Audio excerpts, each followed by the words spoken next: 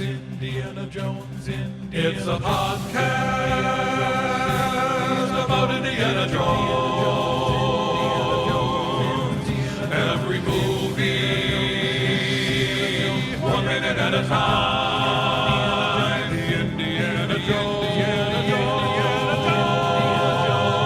Minute. Welcome back to the Indiana Jones Minute, the podcast in which we celebrate and discuss the film Raiders of the Lost Ark 1 minute at a time. I am Tom Taylor. I just got sad. I'm Pete Mummert. I'm Gerald Christopher Marcus Porter. I'm trying not to act sad, even though I am. My announcer voice won't let me be sad. We're on the last minute of this movie. This sucks. This sucks. It does suck. This sucks. This is the only one I liked. It's all downhill from here, Jerry. This is minute 115.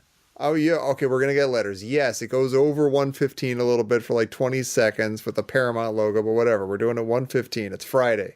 Deal with it. Minute 115 begins with the continuation of the cast with Denham Elliott, and it ends with the end, with the Paramount logo fading to black. And the first thing I noticed in the credits for this minute as we're going through the cast, the first bunch of names, the characters are connected to the actors by those little dots, and the dots stop after Gobler. So I'm wondering if those dots, if everybody who has dots, if they're the same names we saw at the beginning in the opening credits. And I think they are. That's a good question. Is Vic Tablian, Hero Baraka, not in the opening credits? I think he's not. Wow. But what's weird is in the opening credits, Denham Elliott is the last one, and he's a little bit bigger. But here, Gobler's the last one. I guess because in the beginning, you're like saving a cool guy for last. They make a sort of slightly bigger deal about Denham Elliott because he's cool. But here, they're kind of going more strictly by like importance or something. How did Gobler end up so much higher than Porkins or Barranca? Yeah, how did you Jock get or any of these guys? Like it's sort of surprising how high Gobler is with barely a line in the movie. He's got about one line and a scream and like an overdub thing. He does that ventriloquist thing. yeah. Who's Major Eaton? Oh, Jerry.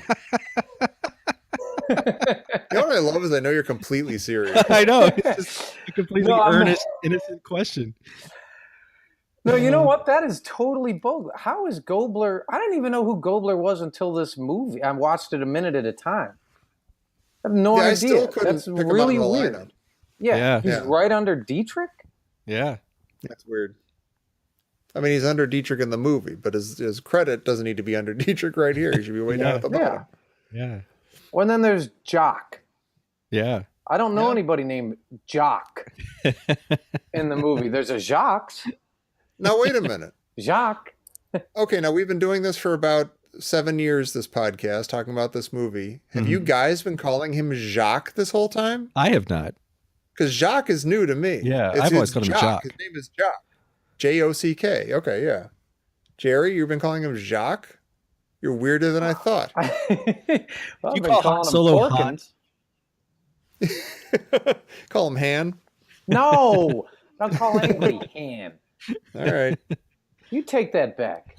I'm sorry. I remember getting really mad at Lando for calling him Han. Yeah. It's really weird that he calls him that.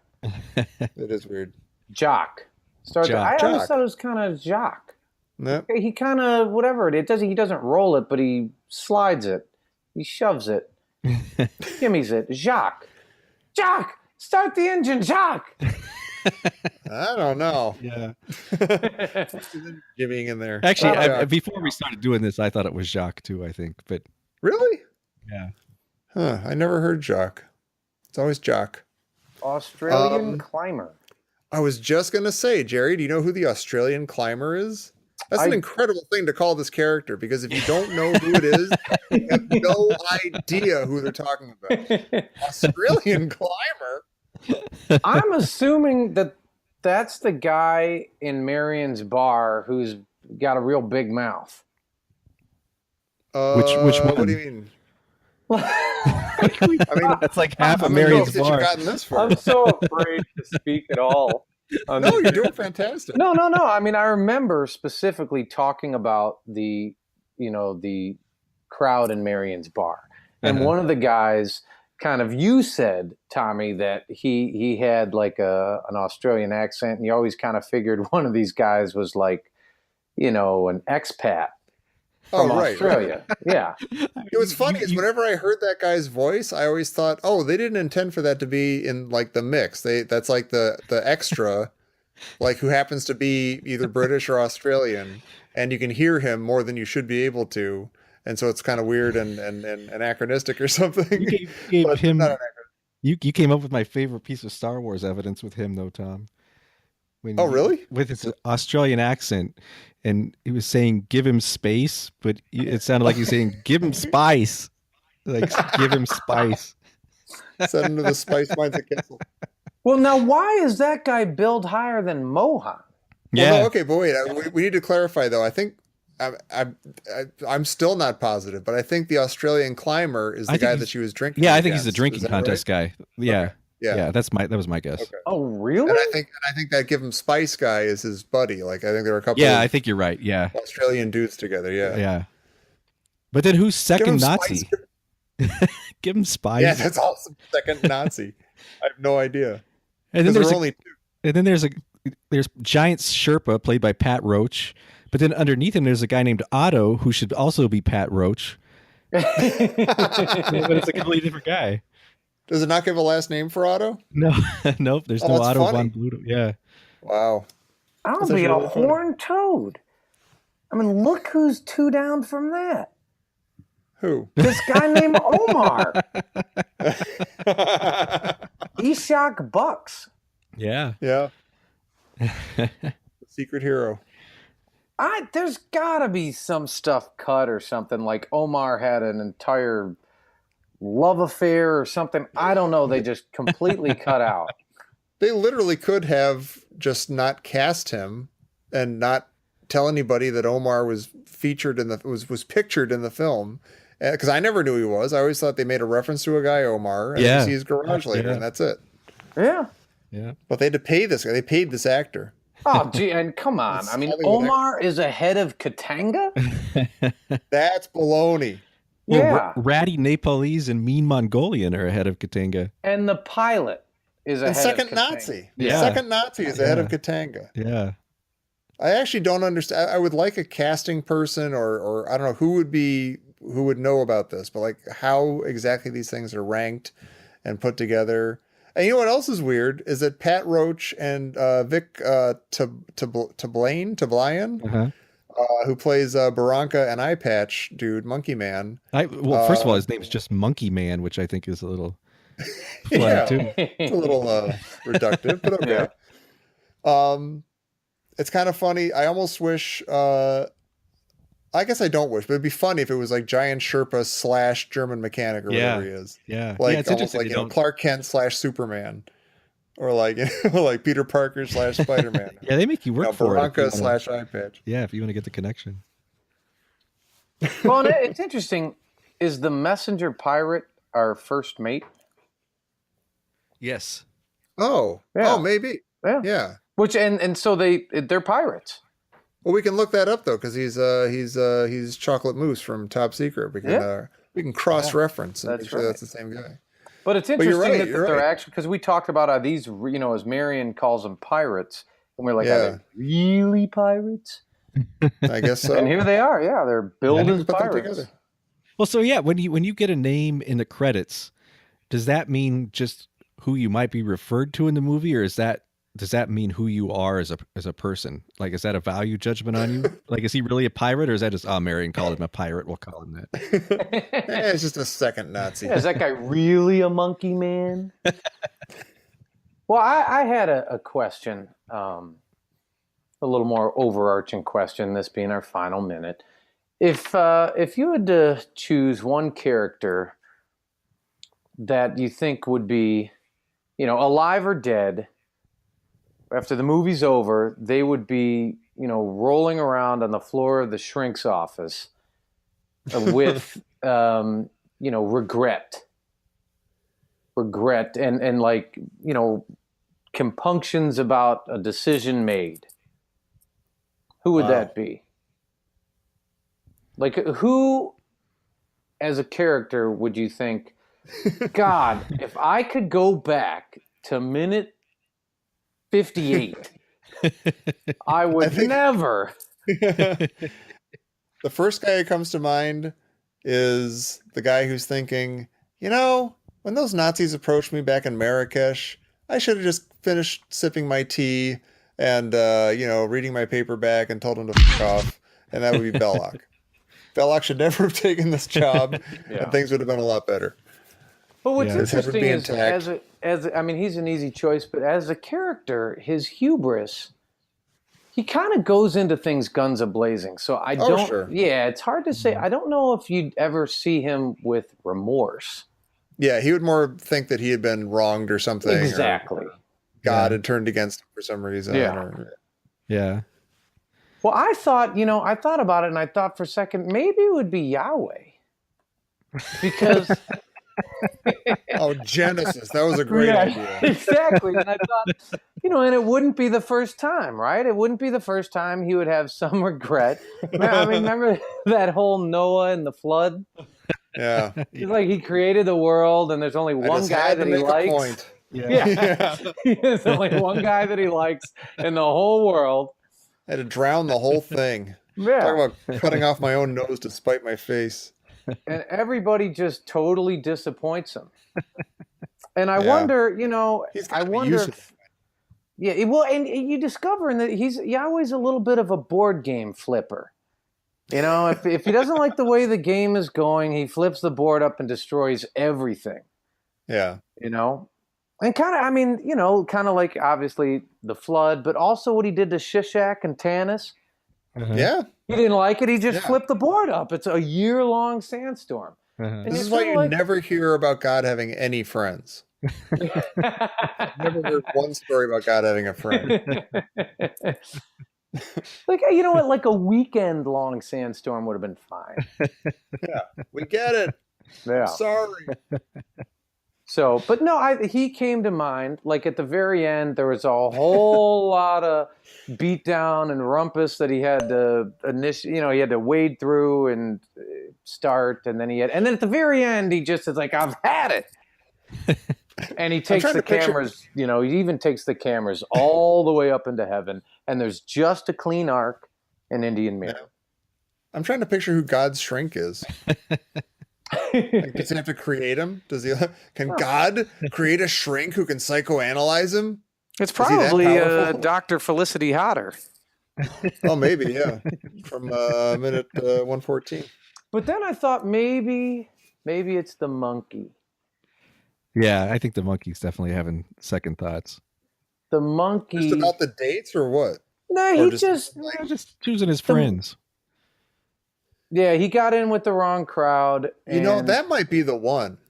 yeah. You might be dead on because the monkey, yeah, he did. He got in with the wrong crowd. He's we talked about this at the time. Like he was, he had a job to do. He said, "Hey, follow these people or whatever. Stick to them."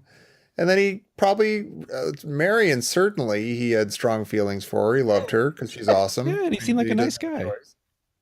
Yeah, Indy even when they were mourning Marion together, they bonded a little Mhm. bit, and I'm sure he was like, I don't want to. Can I just ride in the truck with the kids and Indy and Sala? And then I don't want to be reminded that I have a job to do that hurts these nice people who gave me dates. But you know what? That could easily And be this the is- monkey. Like everybody else in the movie, we Pretty much know why they do it. Yeah, We don't know why the monkey Yeah. does what he does. For He maybe he was in a bar in Nepal and he had to get out. maybe. You know what I mean? And so he made a deal to get out, and he didn't care what the cost was. Yeah, he brought this. and on then I himself. thought, well, would his only regret be eating the bad dates? Or maybe that was a sweet release from all the guilt.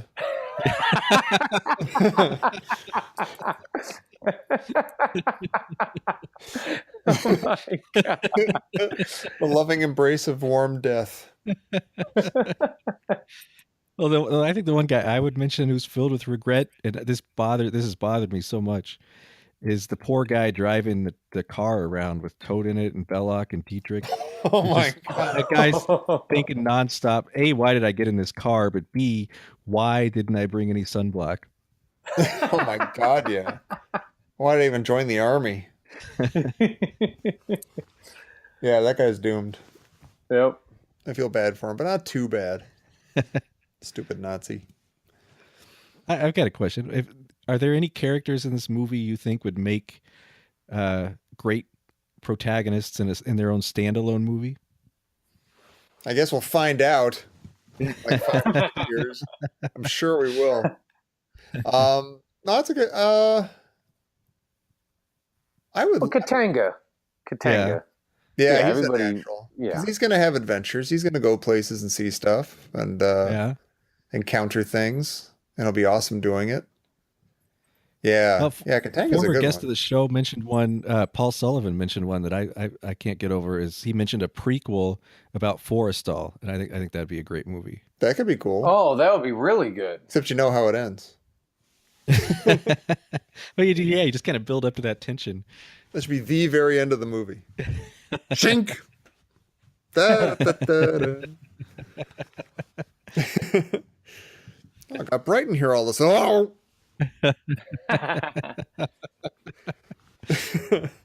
Oh! I'm thinking of saying Sala. I think Sala might be fun. Like, I don't know if he'd like go on an adventure, but like what could happen with Sala? Like sort of close to home, like some digging related adventure he could have. I don't know. He's just cool. Like I want to see more of him. Well, Yeah. careful what you wish for, but Yeah, exactly.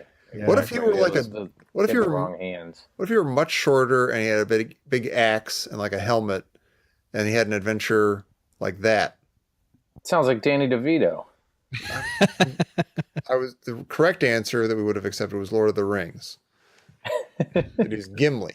Jerry, he played Gimli. Did you not know that Sala played Gimli? I honestly don't know right now. I will say this. I didn't know until we watched this 1 minute at a time that there was a dude in the movie named Dietrich. And I discovered it while we were recording our minutes, and I think one of our guests mentioned Dietrich. Somebody mentioned Dietrich, and I was like, I had that initial like, who the fuck? And then I was like, oh, play it cool is cool. I'm not. That's the main German guy. This isn't a safe place. I'm not going to say out loud that I don't know what they're talking about. But was there a while where it was, oh, that's the guy with the patch over his eye and the monkey? Yeah. No, I knew Like you got him right. You figured it out the right way the first I'm time. like, that's clearly Monkey Man. So when Dietrich comes in, he starts sprinkling the poison on the dates. Like, do you think that was weird? You know what's good is we've had a couple of guests like that from last week. One of our guests didn't know that was Belloc at the end either. Yeah. Oh, that's true. That's true. Yeah. He does not look anything like Belloc. Well, and I told you, my cousin David Madigan, who took me to the movie in the first place, he didn't know that Dr. Jones in the classroom with the glasses was Indiana Jones. He didn't know that they were the same guy. You thought Toad drove a car away. I did. I absolutely. Incredible. And I think of that every single time I see the movie. I do too now. Oh my god. See you later, freak shows. I'm out of here. But I can't imagine it now without hearing like the pitter pat of his footsteps and like the car door slamming first. Yeah, like the engine turning over and stuff. Because he walks out, he like wanders off. He's like laughing and he walks away. And then right after that, you hear that sound. That's a good question though. What was your biggest, stupidest thing on the whole show? What was your biggest boneheaded like misunderstanding or dumb thing you said? Or because I know what mine is. What? I was gonna say I don't know. There's a whole bunch. I don't know. Like every word out of my mouth. Yeah. Well, what's yours, Tom? Mine was fascinating when you'll probably agree with me. I hope you agree with me. I hope there wasn't something stupider than this. Christy made the whole in Nepal. She made the whole 2000 now plus 15 when we reach Alderaan. And then I made Oh, the yeah. same exact joke like 5 minutes later. I'm like, guys, I got it all. I put it all together. Look at this. That was pretty smooth. I was proud of that. I own that. I think my dumb one was I don't know why I never realized that Indy, when he ducks into the tent where Marion is, that he's escaping from guys. And so like I asked, I think John and Mitch from Alien Minute were on, and I'm like, so why exactly did Indy duck into this tent? And it was like, he's getting away from the Nazis walking Surrounded towards by him. Nazis. That's not horrible. That's okay. That's pretty. Yeah. Hey, if that's your dumbest thing, you're No, doing that's all not my right. dumbest. That's just the dumbest one that stands out at the moment. Oh, okay. You'll wake up in the middle of the night like, oh, Yeah, wait actually. a minute. There was a Plenty of people on Facebook will point a few out. yeah. Here's a list. I mean, I actually wouldn't know where to begin. There's so much stuff I learned that I thought, like, I mean, Malta, like they're on the island of Malta. Yeah, that I didn't know that Dietrich had a name. I just knew him as like main kind of stick up as bad guy. Well, here's one, Jerry. You and I we both thought a different guy on the submarine was Indy. Yeah, Like you thought one guy was Indy, I Oh, thought right. another guy was Indy. and I kind of had a question about is on the China Clipper, the first guy who gets on is that Tote. Oh yeah, that's a common one. Yeah, I think most that's people true. think I didn't that. know what Oh, the that's hell true, yeah. like the flying wing. I was like, that's just weird looking plane. Like I didn't know that it was a specific thing, or hey, that plane looks different than all Yeah. the other. It's not a regular looking plane. Well, again, a lot of these things are just like what happens when you are still watching it with your 10-year-old brain after Yeah. 30 years. Oh, absolutely. I don't. Yeah, I was Which only happens all the watching time. it with Yeah. my 10-year-old brain. Yeah. That's right. Do you think it would be I never thought this before until we were actually watching these credit minutes all the way to the end. The credits end and it goes to black, and then you get the Paramount Mountain, and then that fades away. But what if instead of fading away, it faded to the gong at the beginning of Temple of Doom, and it was just like a super cut of like it just kept on going. It just went right into Temple of Doom. I'd like that. Maybe. I don't know if you would, Jerry. I don't know. Well, this is the thing, though. This is this shouldn't surprise anybody. It's probably a common thing. But when movies end, I always get really sad. I do too. Yeah. Like this one, almost not as much in a way because it ends like the music itself ends on like a kind of bump a bump, like a kind of like, it ends on like kind of a high fun thing. Like, hey, we just had a good time. But I always think of the one that kills me, that like I almost want to like just turn off the lights and sob for a little bit whenever this movie's over, is Superman.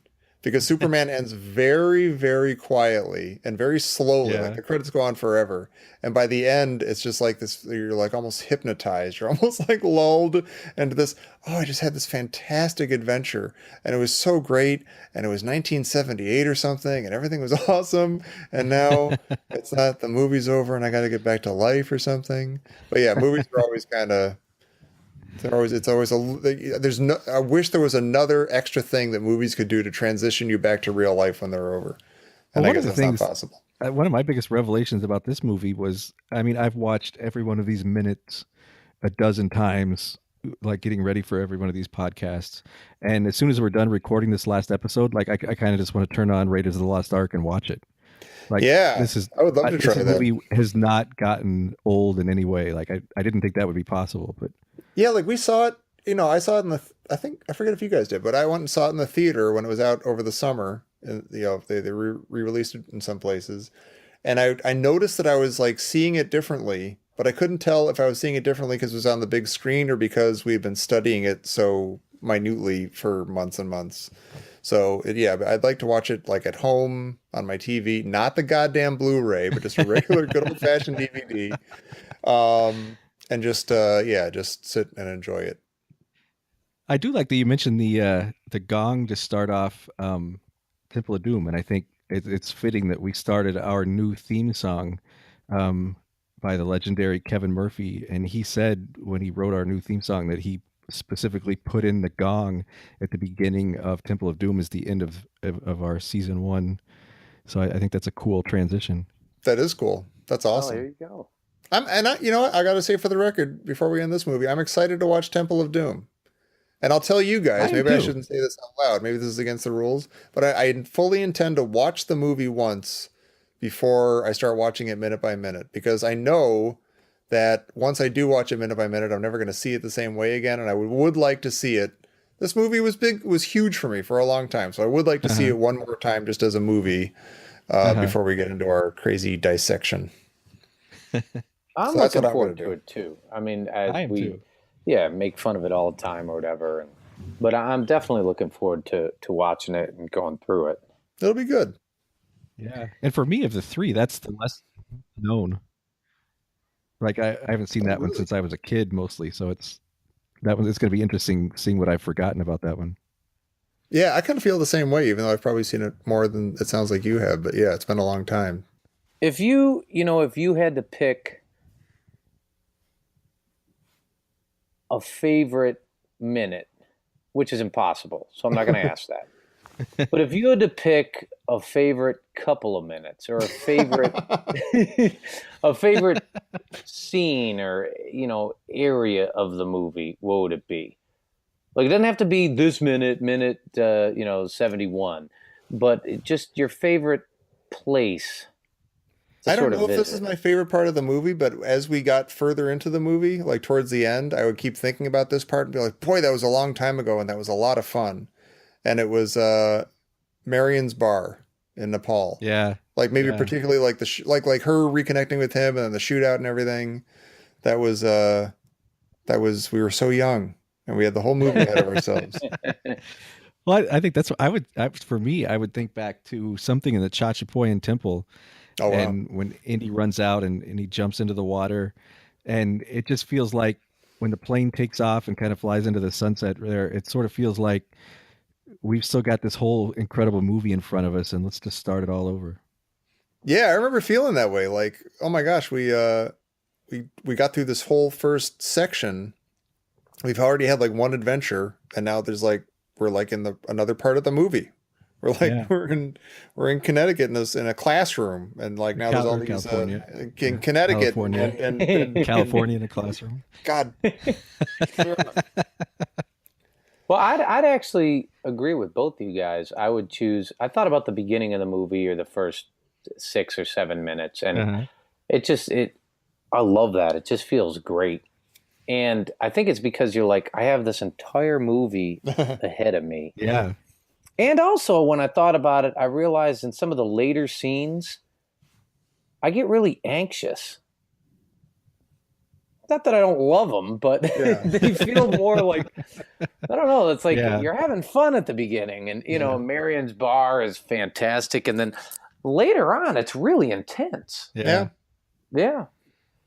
It's rising action, Jerry. Yeah, it's interesting. We all pick things at the very beginning of the movie, or the first maybe 15 or 20 minutes. Yeah. Yeah. Well, the whole thing's awesome. And I've had a ball. I have too. Yeah, me too. Yeah, Temple of Doom will be fun. And we'll be back. Well, I don't even know if we said it officially, but yeah, we're definitely doing Temple of Doom. We're going to be back. Don't worry. And also, I'd like to just say thanks to all the people in the Listeners Crusade. Oh my God, yeah. Yeah, who post stuff every day and comment on all the things we post and talk about the minutes and that one guy had his dog going for a walk to the Indiana Jones theme song. I love that. That's incredible. We're lucky to have really funny people. We're affecting dogs' in the lives. Listeners Crusade. Yeah, I love it. And thanks to everybody. Just everybody who's subscribed and everyone who's left us a review and everybody who's listened. Yeah. And thanks to all of our guests. Make sure, and make sure you stay subscribed if you are subscribed, because there may be some special episodes that come up between now and Temple of Doom. Yeah. Yeah, we got some fun planned. We'll be around. We'll sneak up on you. Well, I just got sad again because it's probably it. We're done with Raiders. Oh, well. Congratulations. Isn't a bell big enough? There isn't a bell. It was just a regular bell. It was just a regular bell. It's sad. Sad is sad, Jerry. Well, this is okay. Yeah, good. Okay, I'm not crying. You hang up first. No, shut up. I love you more. So listen. We'll all take a break. We'll all hibernate a little bit. Listen. First, you got to go listen to Star Wars Minute. Yeah, They're probably coming back totally. pretty soon. They started this whole thing. We got to thank them. And go to moviesbyminutes.com. That's right. Oh yeah. Oh, and oh my gosh, Caddyshack Minute. Why am I even saying goodbye? Go to caddyshackminute.com or find us on Facebook, all those things. I am ditching you two guys and I'm hanging out with two other pals and we're having a ball doing this with Caddyshack. Yeah, that's how it goes. So join us over there if you dare. Please do. Yeah. So I don't know. What else? Go to the Listeners Crusade and spend every day there. And just stare at it. Put your pictures of dogs up. If you don't have a dog, find a dog like I did. Yeah, they're out there. I'll put pictures of my cats up. Oh, nice. All right, but we'll be back one of these days. Not too long. Don't freak out. Before you can say Kali Ma. What does that mean? What? I'm unfamiliar with that reference. But yeah, we'll be back. Thank you, everybody. This has been awesome. And thank you for joining us for Raiders of the Lost Ark. We hope you enjoyed it. And I don't even know how to end this because I don't have a You're proper supposed to end it with your regular thing and say, join us. Like, Oh, yeah. Oh, Pete. for the Temple. Like, you literally have to do a thing and you literally have to say officially that we're doing the Temple of Doom and there's going to be hiatus special episodes. We did both of those things. No, but I mean, you have to do it in your stentorian voice, like it's a thing, like an actual thing. You did it in the sniveling. Well, wait, if we're being official, we're going to be back in a little bit, not too long. I didn't say we're not coming back. So that's it, everybody, for the Raiders of the Lost Ark, and join us again in the future. Well, listen. Well, you just did it. That was beautiful. Yeah. But wait, I haven't. I have to throw it to Pete for so people know where to do all these things. Pete, where do people do all these things? Well, you can come to our website, indianajonesminute.com, and we will constantly be updating our website while we're away with new and interesting things. We'll have archaeology news. We'll probably have a couple of new pages about Han Solo and why these movies are his dream, and all kinds of stuff to keep you occupied until we're back. And we will also have, I think, a couple of fun hiatus episodes that maybe not minute specific, but I think you might enjoy. Can you guarantee that they'll be fun? I can't. I do. I guarantee that they will be fun. We don't even know what they are yet, but they'll be awesome. So thank you, everybody. Thank you, Jerry. Thank you, Pete. And we will be back one of these days for the next movie of the Indiana Jones Minute. Jones! Jones! Jones! I'm not crying. I'm not crying. I told myself I wasn't going to do this.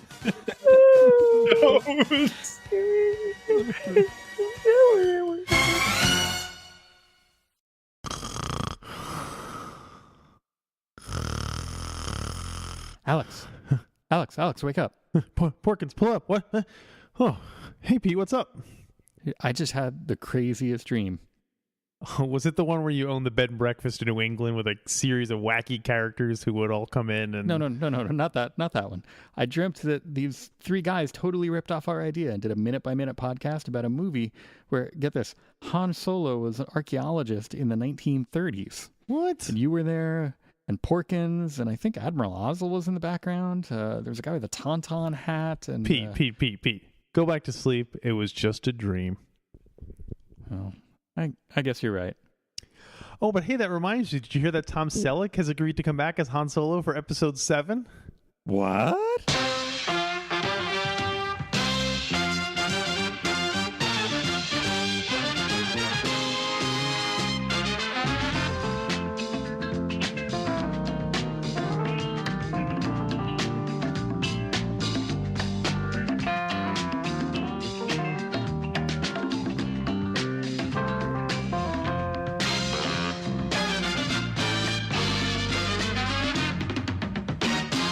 Meow.